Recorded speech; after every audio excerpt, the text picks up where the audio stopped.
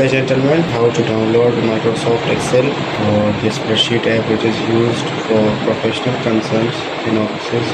It is used at a high scale for making spreadsheets for the salary management or further tasks. So for downloading it, you have to just simply come into the Microsoft Store.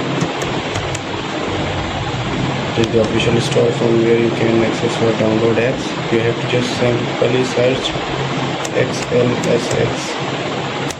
So it is the app actually. I have downloaded it. So open it. Here I will show you how to use or how to access it for first time. So click on this new file and the form must be Excel form and spreadsheet form.